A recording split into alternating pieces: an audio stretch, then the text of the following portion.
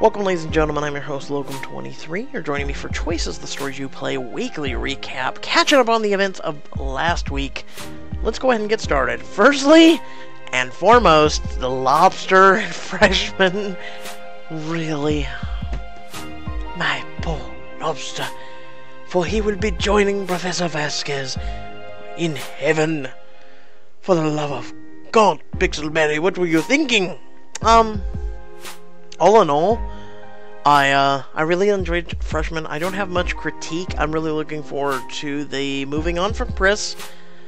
He seems, all around, like he is becoming more of a gentleman. We'll get into that with this week's recap. Not in this video, but the next one. But he seems like a different Chris in his personal life, so that's cool. I loved his little sister. That was awesome. She seems like a little tough girl. Hopefully, I mean, for those who date Chris, you could, in a way, really kind of rub off on his sister and make her kind of badass in your own way. If you really think about it, I think of futuristic things like that sometimes.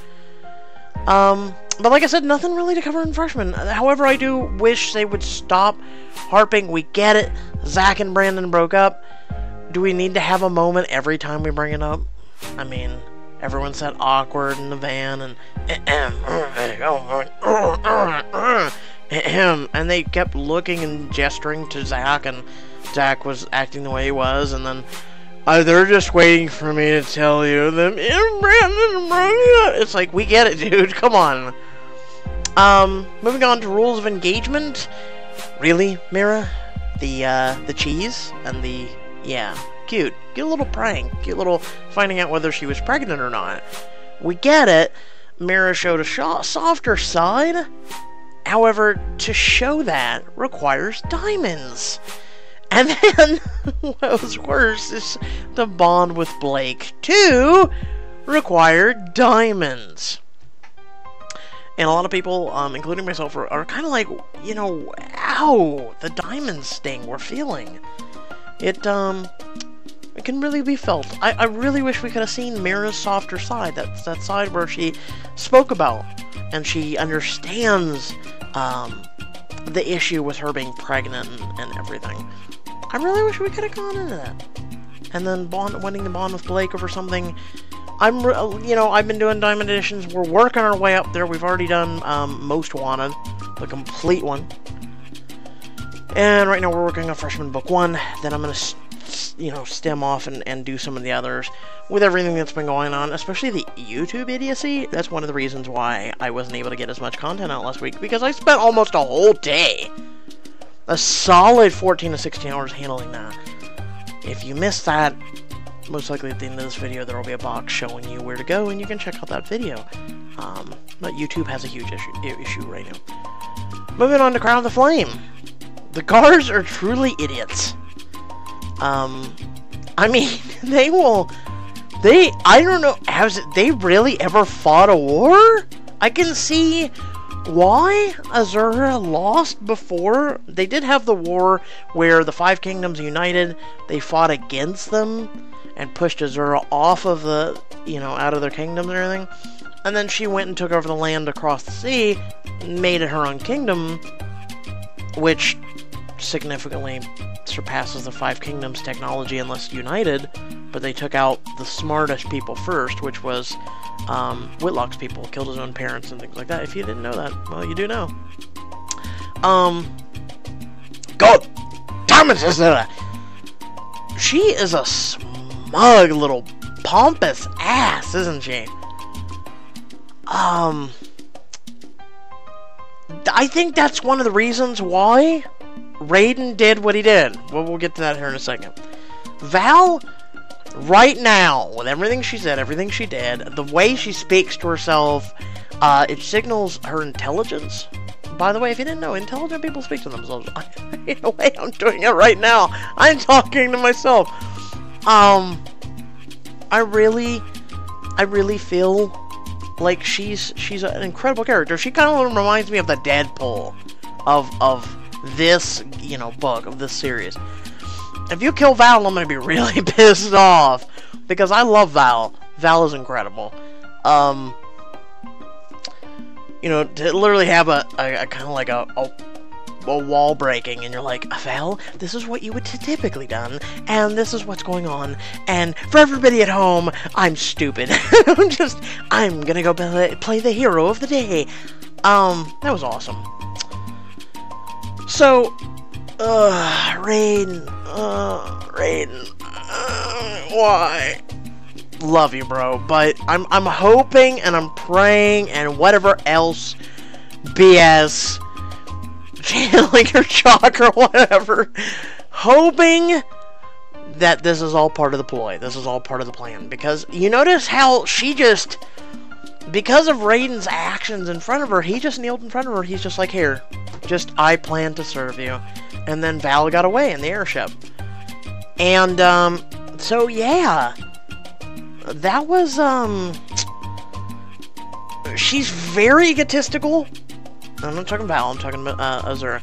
She's very egotistical. She's very, just by the action alone, it's like, oh, Raiden, my dog, come here, give me a hug, come on.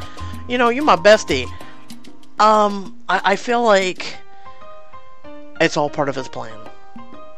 You know, there's a lot of times, and this is how espionage in the world works, and there's a lot of things that you would be surprised that the governments do to one another in, you know, sleight of hand and stealth in the dark corners and the alleys that you and I will never want to go down, and you hopefully never go down. He's doing that. He's having to do that. And that's, I mean, that's Raiden. Remember, we spent 2 to 3 chapters on Raiden specifically to understand who his family is, what he is. He's an assassin. He's a spy. So don't sell Raiden short. Okay? Don't sell him short. However, if this is part of the plan, you know, if you look at Game of Thrones, if you've ever watched it, yeah, there were several characters that did this. They would literally slit their mother's throats in the you know, TV shows or whatnot, or in at least their personalities. They would do that to prove their loyalty to the queen or king or whoever, to get in good with them, to then, you know, do what they need to do. So that's where I think Raiden is. That's where I think he is. Royal romance. So like I said, I feel like they're stretching the story out. I really do. Apparently, he's colorblind. He couldn't tell the difference between white and pink. Okay, which helped to get the story along. That just little simple color thing just helped to give us a story. Okay. Anna DeLuca went from designing beautiful, tremendously diamond expensive dresses to suddenly vlogging? I am a reporter with fashion and da-da-da-da. Anna? When did you get so lowly and humbled? Was it because Macy wore that dress and made you rethink things? I mean, what's going on? However, in the past, after that, she's been snobby in, like, Freshman. And, rules of engagement before this. So, remember, we've met Anna in several instances, and she has been uptight and just, ugh. She makes Hex and her lineage look tame. Drake, so with the colorblind incident, that pushes Drake onto us again as a love interest. I feel like this is Love Hacks meets Freshman Chris, pushing Drake onto us. While it pushed his, kinda, you could tell he has this shell that's rough and rigid and just, yeah, he's got a soft side to him that is only shown to those he really cares about, which I myself can get to there, but I don't think I would act like Drake. I don't think I do. Act like a total just go screw yourself, unless you really are, like, willing to really get, you know, push to get to know him. Normally I'll have my shell, but normally, I don't know, maybe I'm just hoping that Pixelberry would do better with these types of characters. Zig's kind of the same. I feel like he's really a merger between Drake being pushed on for relationship and Zig. He keeps distances from things also because I think of the rich and the royalty, and he's not. He's a commoner. And so the royalty and the rich, they take everything. And he just stays humble in a way in the inside of himself. And then also mean outside of his shell because of it. Because he's like, wow, that's a really nice, you know, Ford Mustang. That's really cool. Will allow me to go back to my bicycle. You know, he's just... you know, he's... I get it, but then I don't. I wish they'd stop pushing these characters on. I wish they would make them feel a little bit more real, I guess is the best way to put it. Less, this is part of the plot and this is part of the ploy, and, you know, you can see through it. Maybe I'm just asking too much. Maybe it's out of my own creative writings and everything that I've done. It's just... And myself, I just feel like they're pushing this a little too much. I don't understand, and I've thought this for several chapters now, why Hannah gets a bad rap, and I don't understand that. You know, they kind of, around, I think it was book 1, or excuse me, chapter 1 to chapter 2, they kind of made her sound like a floozy, like, she'll do anything to get with you, and then because everyone knows it, they just use her and screw her, literally and figuratively, and then they're like, bye, Hannah! And yet, Hannah seems really nice. She seems really down to earth, she's shy, you know, and she's in this world, kind of like us, that we don't understand. And if anything, it's making me split between the two of Liam and her.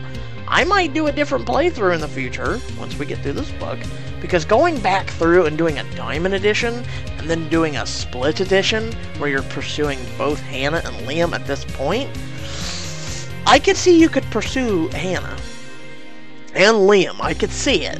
And then it leaves us with 2. Rules of Engagement has taught me that. Everyone's like, in book 1, a freshman right now as I do the Diamond Edition, it's like, it's linear, folks. It is linear. So everybody gives me a bad rap because they're like, oh, you chose the thing with grit. Yeah, I'm doing a Diamond Edition. As the Diamond options are giving me, they're giving me those Diamond options. So there was one where everyone was really happy because I screwed up and I misclicked because of Chris, but it's like, it's a Diamond option.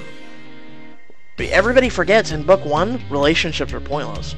You're filling everybody out. And pretty much you're kind of a floozy on the scene. You're kind of sleeping with everybody.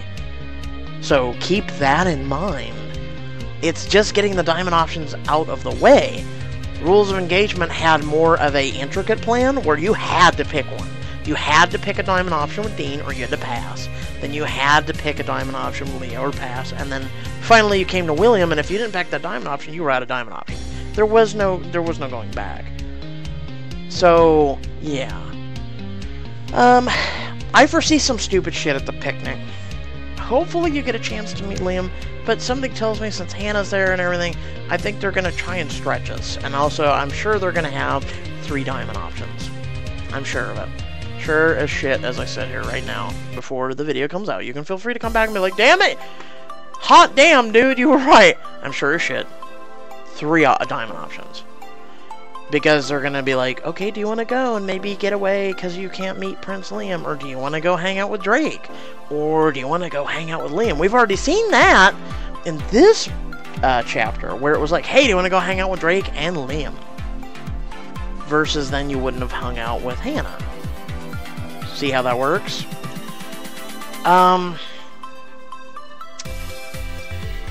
Nice little split, but... And then finally, like I said, I do feel they are stretching the content out. I feel like the whole entire chapter in and of itself, which so far I have the most feedback on because it is a new book and it needs criticism. Just like Crown of the Flame got a ton of criticism and it fixed the book. It caused a lot of neat shit. However, Crown of the Flame, being right now one of my 2 top books, surprisingly, is getting the least amount of love right now from people. I don't get that. Especially when you have such critical choices to make. And I figure this is the monologue for the end? Epilogue? A monologue? I think epilogue's at the beginning.